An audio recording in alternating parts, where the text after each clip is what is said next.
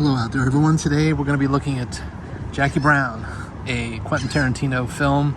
This, of course, is the standard def DVD, but it is a collector's edition, and I do like the packaging. It's pretty cool. It's got this little bullet hole with Jackie Brown looking through it with a bag of money, and of course you've got this fantastic cast, including none other than Pam Grier, Bridget Fonda, De Niro, Sam Jackson, Michael Keaton, and Robert Forster. Rest in peace. He was just a terrific character actor.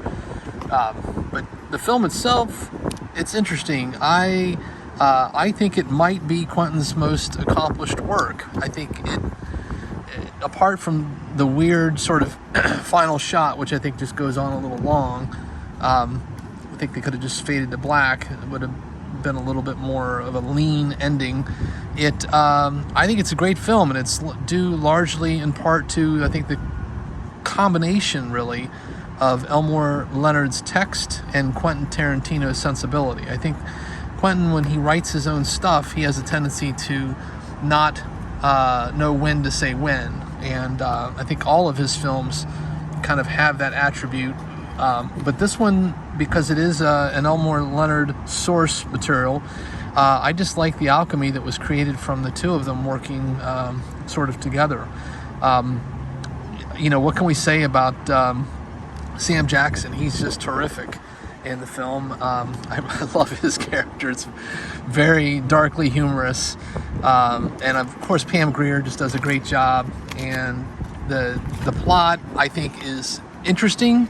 It feels like a Quentin Tarantino movie, but I will say also that, like I was mentioning, he's been constrained a little bit by the text, and I think that does him some good, because in many ways I look at this film and then I compare it to like a Once Upon a Time in Hollywood, and and that film has some great moments, as do all of Quentin's films. He has some moments that are just absolute pure cinematic bliss. He's really quite savvy at putting together a scene between characters talking. But I've just not always been the biggest fan of his finished product. I think even Hateful Eight is another example of that.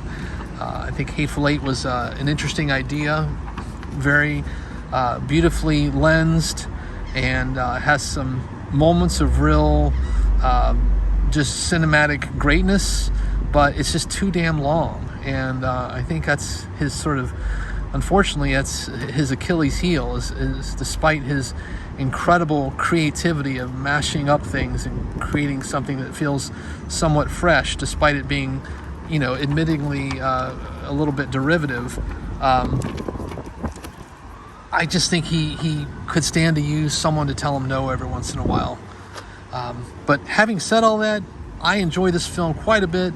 I go back to it time and time again as the movie that I think represents some of his best work, because he's constrained a bit, and it doesn't hurt that he's got this terrific cast, including the wonderful Pam Grier, who just does a great job as the lead, Jackie Brown.